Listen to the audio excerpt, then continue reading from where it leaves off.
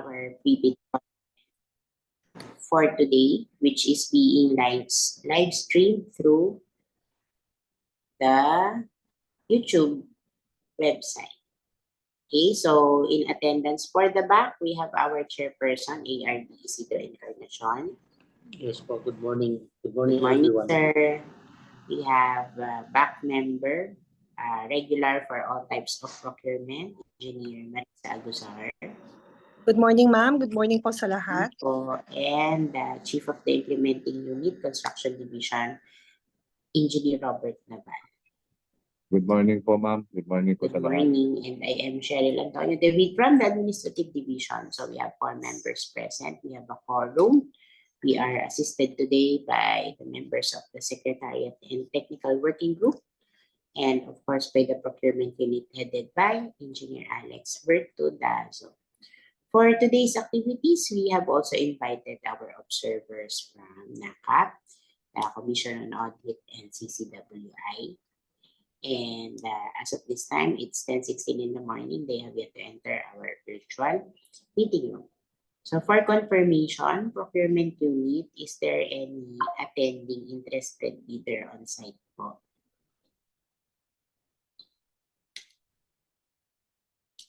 No on-site po. Okay, thank you. Sige po. And for the information of everybody, we have transferred our live stream activities from Facebook to YouTube, okay, in compliance with the instruction from our central office. Okay, sige po. So we have 5 projects for pre-bid conference today, all to be implemented by the construction division. We may now start the discussion of the details of the projects.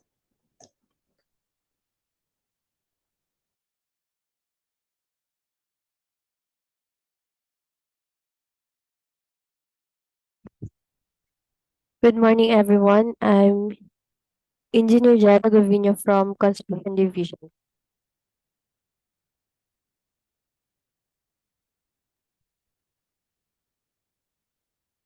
Contract ID number 24D011, Re-Advertisement, GUINAYANGAN, TAGKAWAYAN, Diversion Road, Package A, Quezon. 24D042, Re-Advertisement, MANILA, CAVITE, Bypass Road, Package B, Cavite. 24D043, Re-Advertisement, SANGLEY Airport Access Road, Package E, Cavite. 24D044, Re-Advertisement, SANGLEY Airport Access Road, Package F, Cavite. 24D064, Re-Advertisement, Alaminos, San Pablo City Bypass Road, Package K, Laguna. Items of work. Part A, Facilities for the Engineer. 8.1.18, Provision of Field Office for the Engineer, Rental Basis per month. 8.1.26, Operation and Maintenance of 4x2 Pickup Type Service Vehicle for the Engineer, Vehicle per month. 8.1.41, Provision of Progress Photographs per month. Common items on Part B, Other General Requirements. B.5, Project Billboard or Signboard, each. B.71, Occupational Safety and Health Program per month. B.81, Traffic Management per month for contract ID numbers 24D043, 44, and 64. B.9, Mobilization, Demobilization, Lump Sum. B.181, Craneway Lump Sum for contract ID number 24D042. B.15, Detour Access Road Lump Sum for contract ID number 24D044. B.22, Support Equipment Lump Sum for contract ID number 24D011. Showing you the Dpwh Standard Project Billboard. Minimum Material Testing Equipment for Medium Contractors for contract ID numbers 24D011, 42, 43, 44, and 64.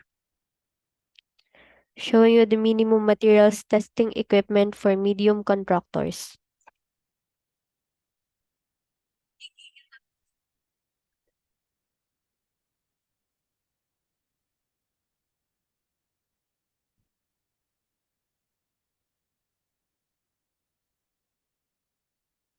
Contract ID number 24D011 Re-Advertisement, GUINAYANGAN, TAGKAWAYAN, Diversion Road, Package A, Quezon. Showing you the location map, vicinity map, and perspective. General plan and general elevation.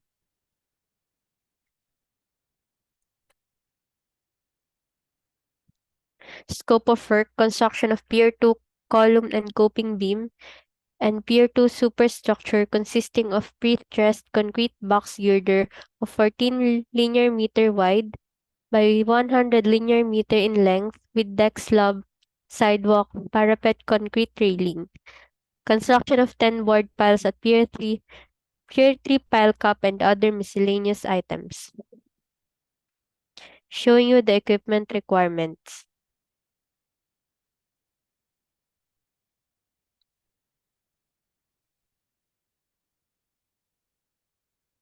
Showing you the manpower requirements.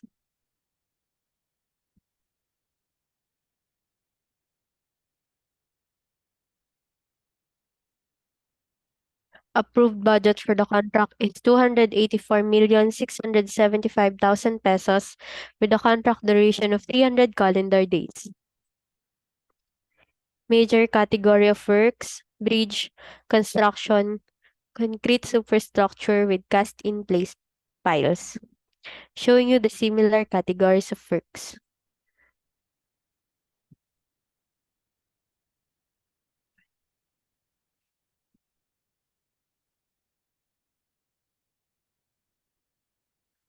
The source of fund is FY 2024 GAA for Dpwh Infra Program.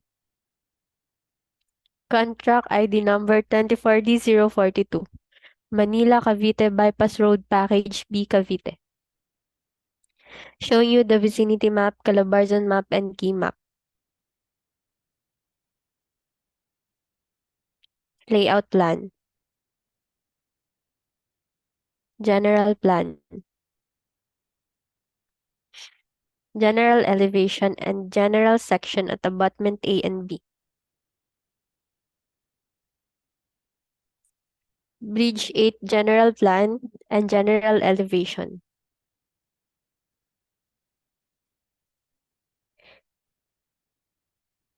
Typical pier elevation and plan.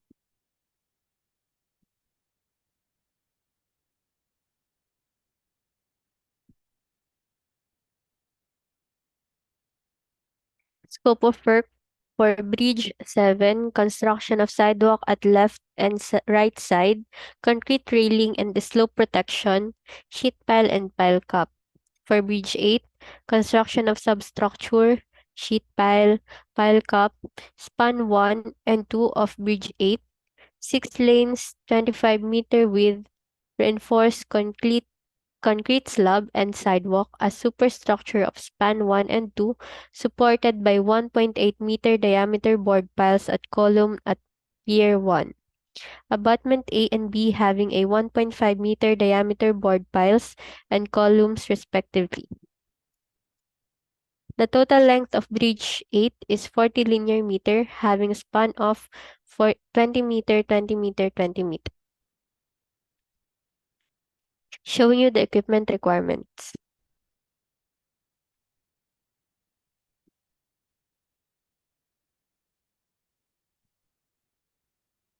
Showing you the manpower requirements.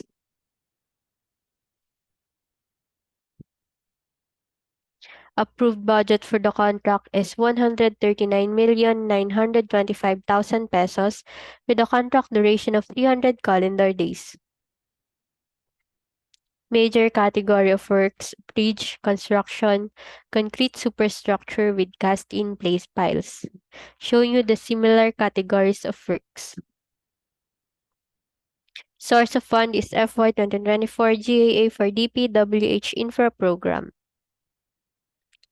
Contract ID number 24D043 Re-Advertisement, Sangley Airport Access Road, Package E, Cavite. Showing you the vicinity map and key map. Layout plan and straight line diagram. Typical roadway section.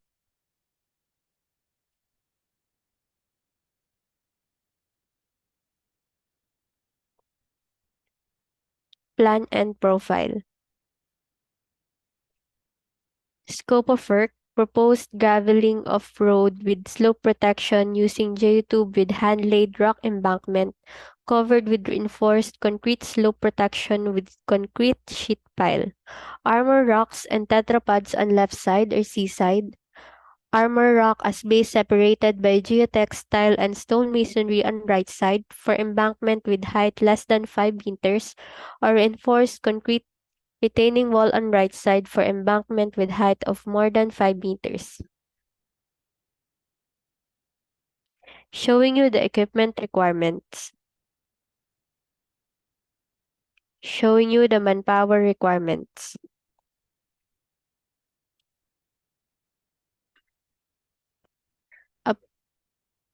Approved budget for the contract is 139,925,000 pesos with a contract duration of 240 calendar days.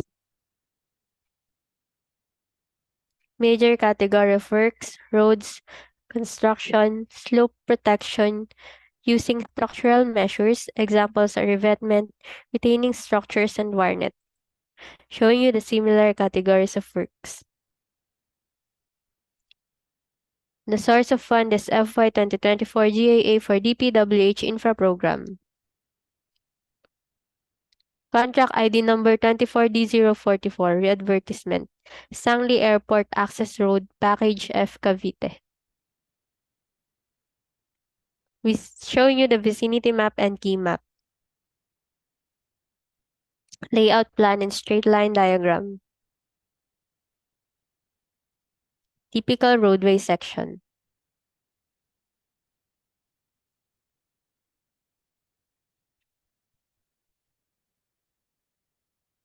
Plan and profile.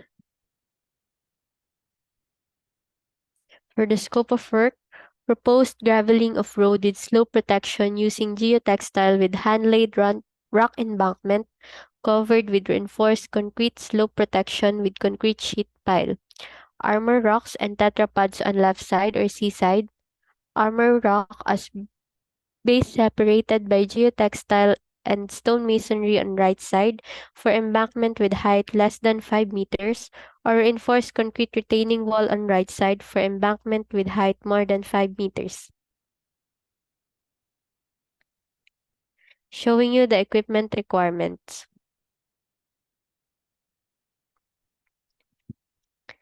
Showing you the manpower requirements.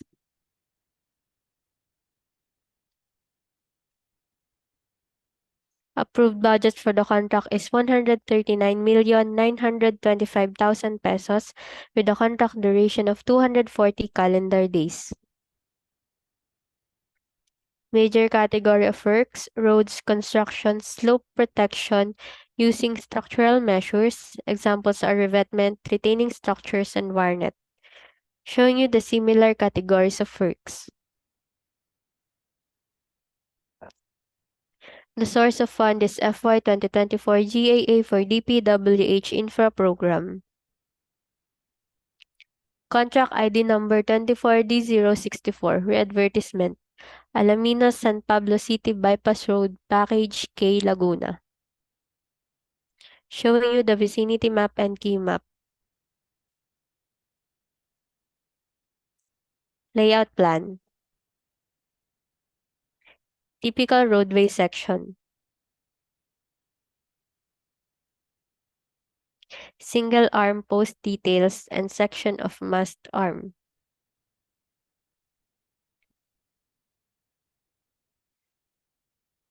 Plan.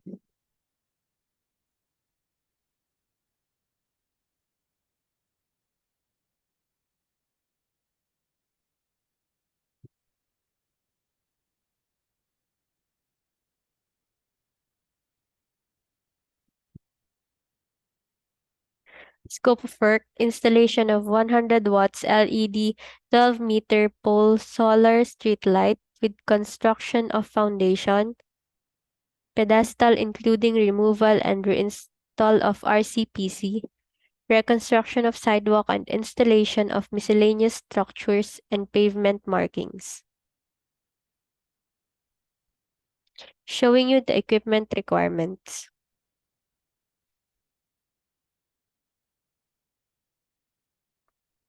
Showing you the manpower requirements.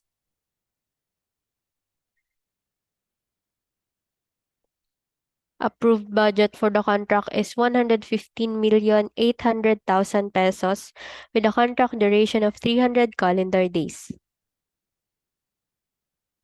Major category of works, traffic engineering and management system, including road safety devices.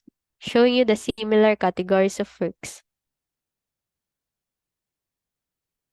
The source of fund is FY 2024 GAA for Dpwh Infra Program.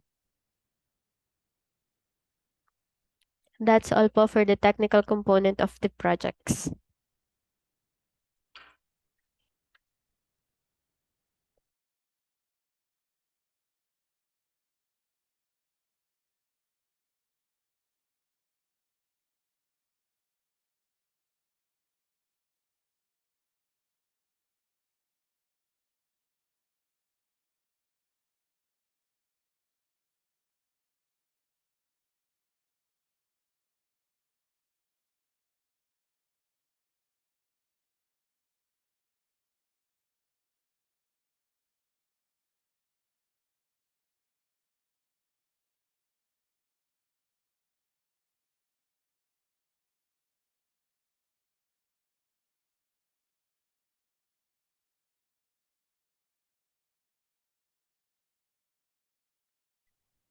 Good morning. I am Engineer CJ Sota from the Construction Division, and I'm about to present the financial component of the pre-bid. Bid data sheet. ITB Clause 10.3. The required PCAB license for this contract is as follows.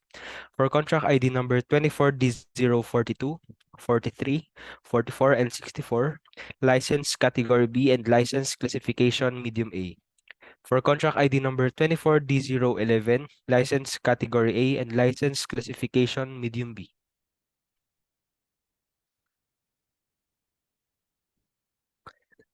ITB Clause 22, bid submission may be done manually or electronically or online. However, bidders should only select one mode of submission, either manual or electronic. The address for receipt of bids submitted manually is at Bidding Room, Dpwh Region 4A, Canlubang Interchange, Barangay Mayapa, City of Calamba, Laguna. And electronically should be submitted at electronicbids_R4A at dpwh.gov.ph. The deadline for receipt of bids is on February 20, 2024 at 10 a.m. for contract ID number 24D011, 42, 43, 44, and 64. For bids to be submitted electronically or online, the following procedures should be observed following Department Order number 87 series of 2020. GCC Clause 4.1. The procuring entity shall give possession of the site to the contractor upon the receipt of the notice to proceed. The start date should not be later than 7 calendar days from its issuance date of receipt of the notice to proceed. GCC Clause 7.2. In case of semi-permanent structures such as buildings of types 1, 2, and 3 as classified under the National Building Code of the Philippines, concrete asphalt roads, concrete river control, drainage, irrigation line canals, river landing, deep wells, rock causeway, pedestrian overpass, and other similar semi-permanent structures, 5 years. For contract ID numbers 24D043, 44, and 24D064. And in case of permanent structures such as buildings of types 4 and 5 as classified under the National Building Code of the Philippines, and other structures made of steel, iron, or concrete, which comply with relevant structural codes, DPWH standard specifications, such as but not limited to steel, concrete bridges, flyovers, aircraft movement areas, ports, dams, tunnels, filtration and treatment plants, sewerage systems, power plants, transmission and communication towers, railway system, and other similar permanent structures 15 years for contract ID number 23D011 and 23D042.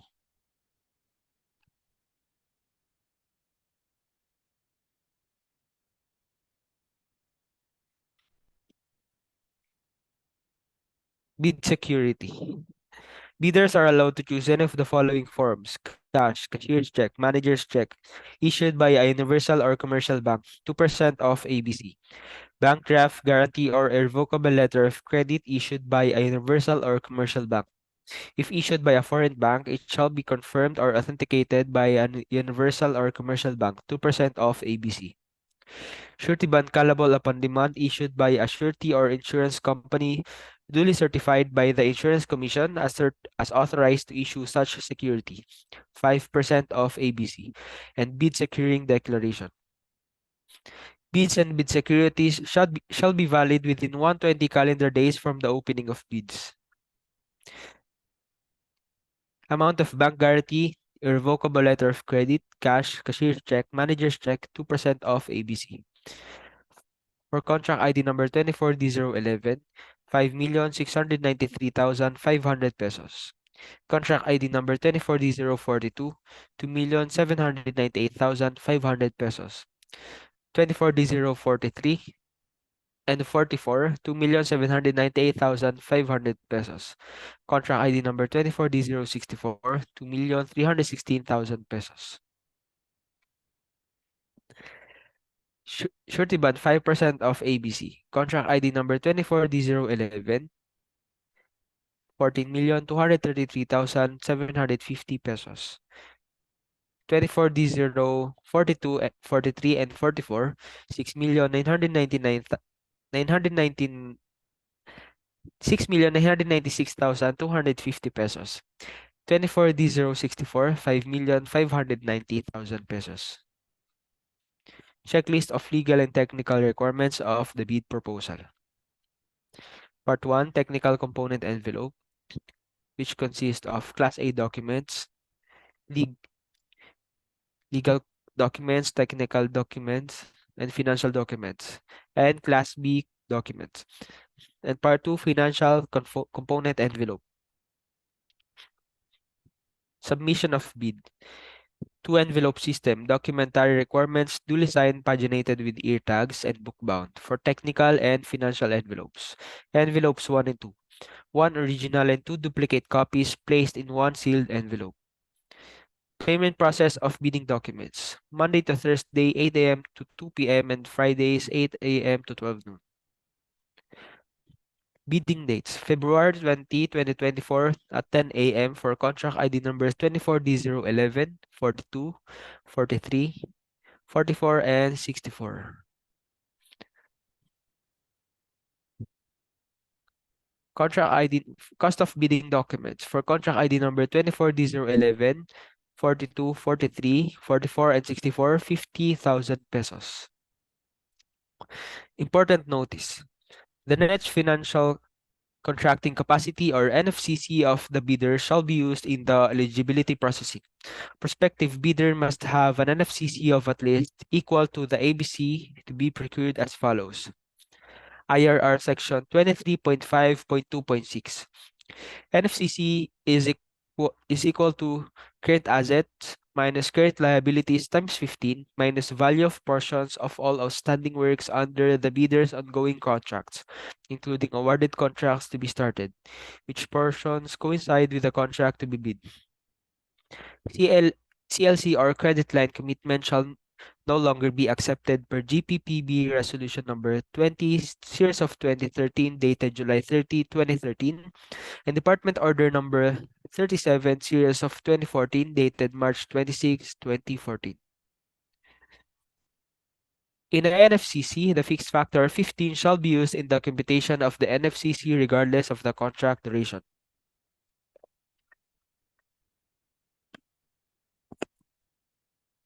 As per Department Order 193, Series of 2016, the procuring entity shall disqualify the contractor from participating in the bidding or award of contract for infrastructure projects if his firm incurred a delay in any of his ongoing contracts, government or private, which is considered attributable to him pursuant to the provisions of IRR of RA 9184 in any of the following cases.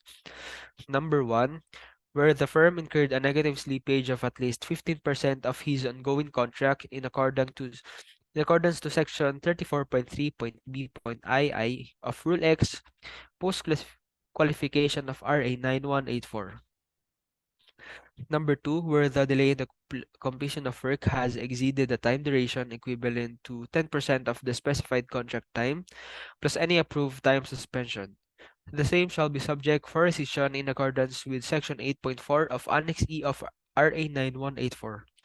Or number 3, where the total liquidated damages has exceeded 10% of the total contract price. The same shall automatically taken over by the procuring entity or award to a qualified contractor through a negotiation in accordance with Section 8.5 of Annex E of RA 9184. Work experience in similar contracts. Prospective bidder must have done a single largest completed contract or SLCC similar to the contract to be procured, and whose value at current prices is at least 50% of the ABC to be bid. GPPB NPM number 150 series of 2016. A temporary PCOB certificate of license can substitute the requirements of submitting a valid PCOB license as part of eligibility requirements. That's all for the legal and financial component of the pre-bid. Let me share po the electronic submission of bid.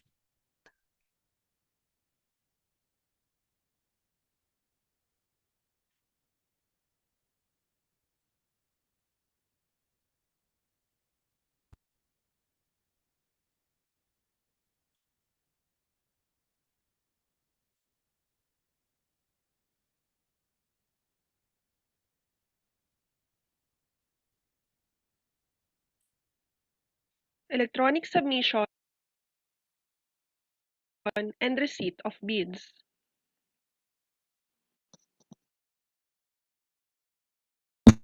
Conduct of procurement activities during a state of calamity or implementation of community quarantine or similar restrictions. Authorizing the submission and receipt of bids through electronic means or email.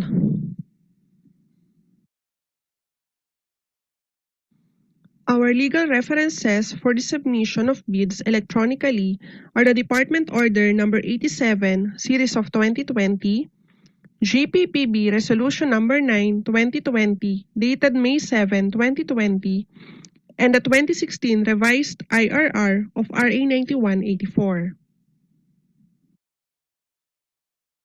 The prospective bidders shall prepare and submit their bids electronically following the steps prescribed under WDO 87, 2020 in accordance with GPPB Resolution Number 9, 2020 as follows.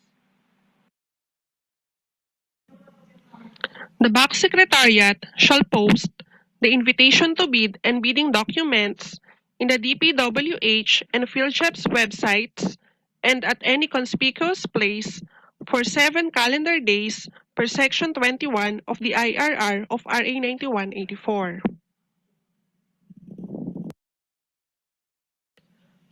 Upon posting of the invitation to bid and bidding documents, the Back Secretariat shall create the contract ID folder in the eBid portal. This is the Dpwh electronic bid submission and receipt portal. This is the contract ID folder created by the Back Secretariat in the eBid portal. The contractor shall purchase the bidding documents per Section 17.4 and Appendix 8 Guidelines on the Sale of Bidding Documents of the IRR of RA 9184.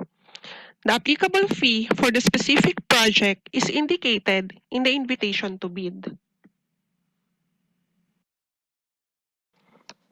Prior to the deadline of submission of bids, the prospective bidders shall send an email with subject official receipt for contract ID to electronicbids_R4A@dpwh.gov.ph.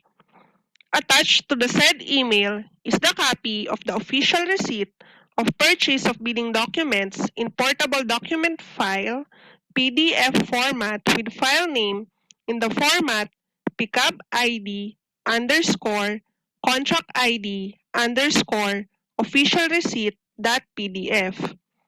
For example, the file name of the attached PDF containing the official receipt of the contractor with pickup ID number 12345 who intends to participate in the bidding of contract ID number 21D00001 shall be 12345 underscore 21D00001 underscore official receipt.pdf. Further, the email subject would be official receipt for 21D00001. This is the confirmation of the electronically submitted official receipt. An email shall be received by a prospective bidder confirming its successful submission of the official receipt. Only the electronic bids of bidders who have successfully submitted an electronic official receipt shall be accepted. This is the folder of the OR received in the eBid portal. This is the OR submitted by the contractor received in the eBid portal. Upon submission of electronic proof of purchase of bidding documents or the OR, the contractor may now send its electronic bid with file name format pickup ID underscore contract ID underscore bid.zip or .rar or .7z with email subject format bid submission for contract ID. Its bid must be in a password-protected archive format and shall contain 2 password-protected archive files, the technical and financial proposal. This is an acknowledgement receipt email that will be received by the contractor upon submission of its bid. This is the folder submitted in the eBid portal.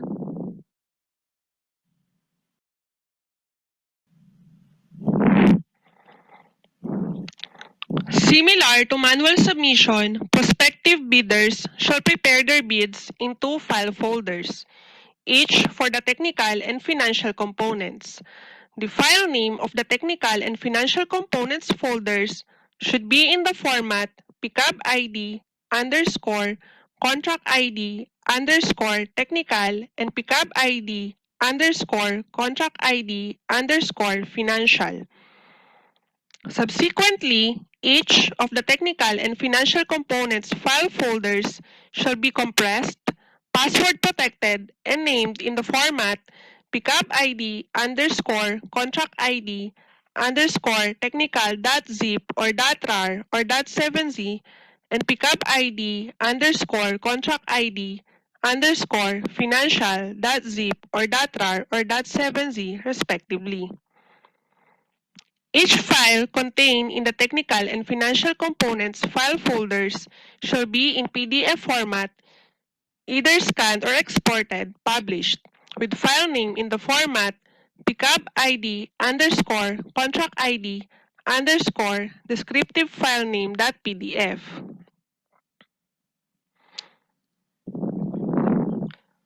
The compressed archive file folders of the technical and financial components shall be compiled in a password-protected compressed archive main file folder with file name in the format pickup underscore contract ID underscore bid.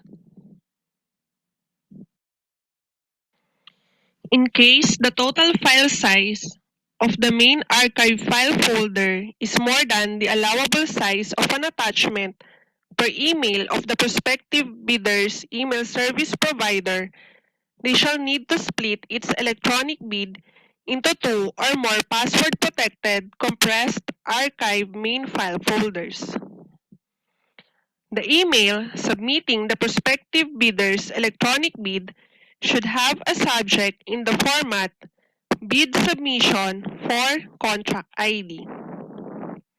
In case of multiple compressed archive main file folders, it shall be submitted in multiple emails, each with subject in the format bid submission 1/2 for contract ID, bid submission 2/2 for contract ID.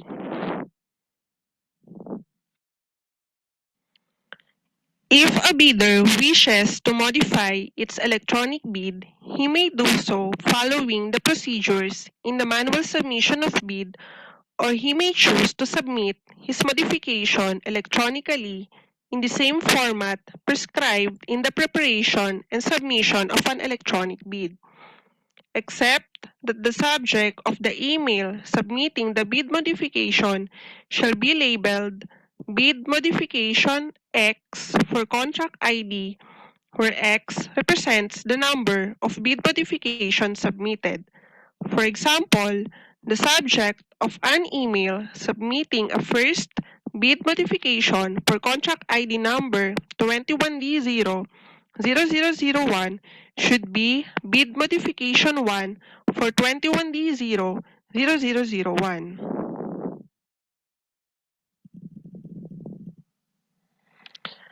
This is the same in the prescribed format in the preparation and submission of electronic bid, except that the bid modification main archive file folder shall be labeled as pickup ID underscore contract ID underscore bid modification underscore x dot zip or dot rar or dot 7z.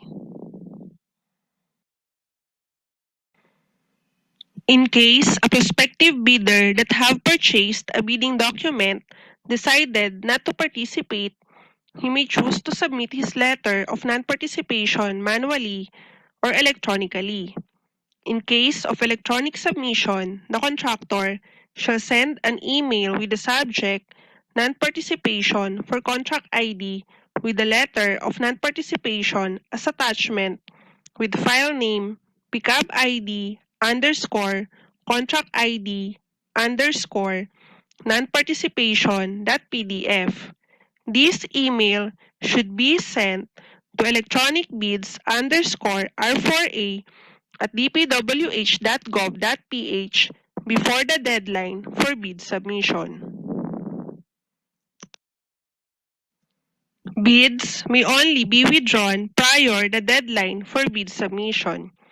In case of withdrawal of an electronic bid, the bidder shall send an email with the subject bid withdrawal for contract ID and the letter of bid withdrawal in PDF format with file name pickup ID underscore contract ID underscore bid withdrawal.pdf shall be attached.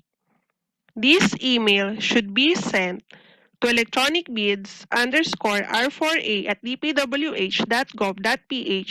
before the deadline for bid submission. The box secretariat shall close the contract ID folder in eBid portal on the deadline of submission and receipt of bids. This is the closed contract ID folder in the eBid portal. The box secretariat shall download the bids from the eBid portal to the local computer. Only during the actual opening of bids shall the bidder disclose the passwords for his electronic bid.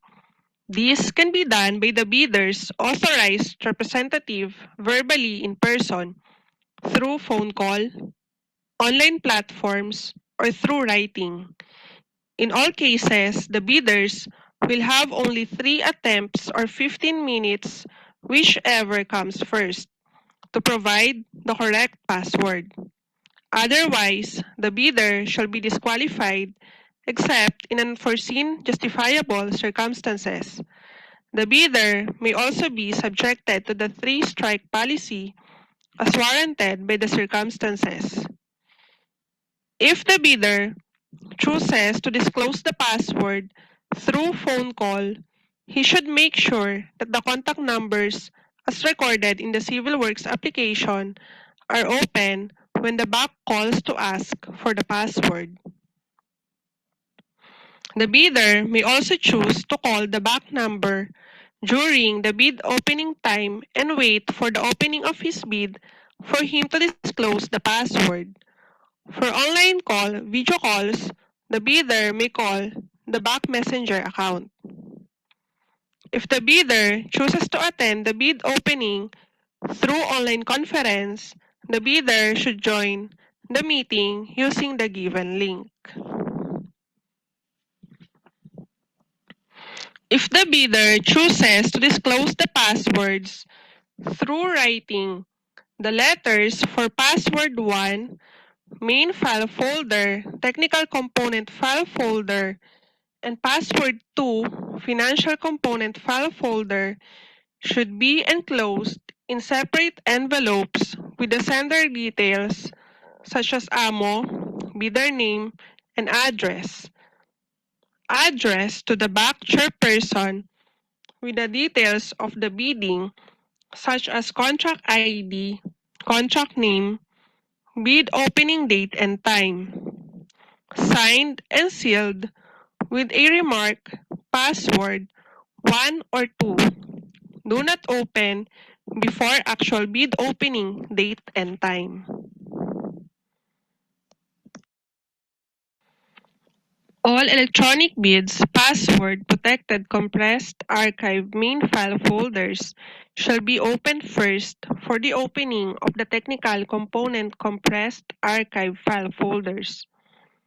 This shall be followed by the opening of the bids submitted manually for the opening of the technical component envelopes.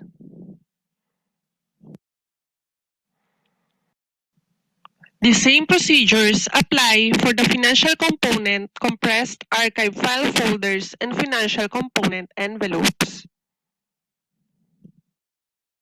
The bank secretariat shall open the financial proposal archive file. Notes and reminders for the contractors in the preparation and submission of bids. Only bidders with system-accepted proof of payment shall be allowed to submit their electronic bids, which shall not be beyond the deadline specified for the submission of bids. An email shall also be received by a prospective bidder in instances where their sent email related to the submission of electronic OR of purchase of the bidding documents if it has incorrect subject contract ID, which means that a corresponding folder with the same contract ID does not exist in the eBid portal. If it has no attachment, if it has an attachment but is not in the prescribed format, if it has more than one attachment, or if it was received after the deadline of bid submission. For the foregoing cases, the prospective bidders should rectify or correct the noted deficiencies to comply with the requirements for its electronic bid to be accepted. The bidders must submit their electronic bid using the registered email address in the Civil Works application. In case prospective bidders are not yet registered in the CWA, they can use any email address subject to the verification of the bank secretariat.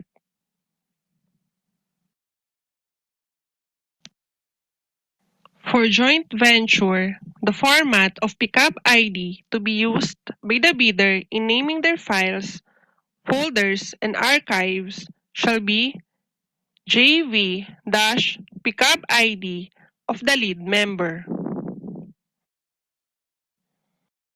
If a bidder chooses to submit an electronic bid, the same bidder can no longer submit a bid manually for the same contract and vice versa.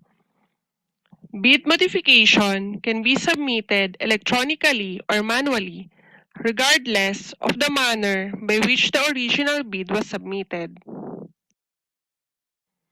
If a bidder submitted modifications both electronically and manually for a specific contract, the submission with the latest official date and time of receipt shall prevail.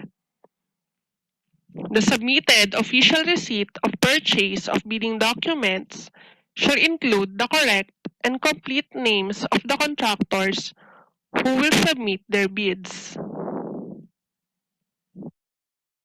Notes and reminders for the receipt of bids. An auto-reply email shall be sent to acknowledge receipt of electronic bids in instances where an email is sent with incorrect subject contract ID, which means that a corresponding folder with the same contract ID does not exist in the eBid portal. Without any attachment, with attachment that is not in the prescribed format, with more than one attachment, or submitted after the deadline. An auto-reply email shall also be sent regarding withdrawal of bid, non-participation, and if the bidder has yet to submit proof of purchase of bidding documents or the official receipt. Emails with more than one attachment with invalid subject contract ID and unrecognized transactions shall be automatically moved to the unidentified documents subfolder in the procuring entity's main folder in the eBid portal. This is the unidentified documents folder in the eBid portal. The following shall not be accepted by the eBid portal.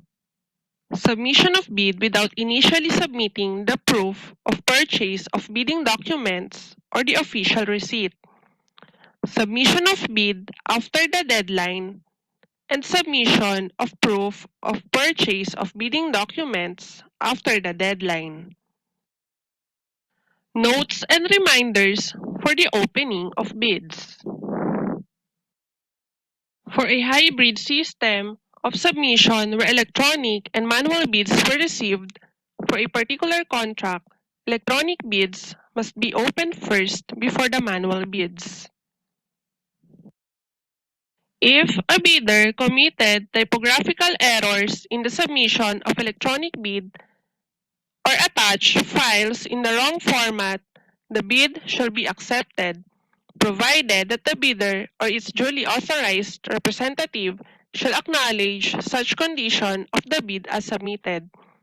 The BAC shall assume no responsibility for the misplacement of the contents of the improperly sealed or marked bid or improperly compressed or password-protected folder or for its premature opening. If an electronic bid or file was found to be damaged and could not be extracted or opened, the bid shall be considered failed. Notes and reminders for non-participation and bid withdrawal. In case of non-participation and withdrawal of bids, the BAC Secretariat shall check the letters of non-participation, bid withdrawal received in the dedicated email address and stored in the eBid portal, and shall observe the provisions under Section 26.2 of the IRR of RA 9184 and DO 17 Series of 2015.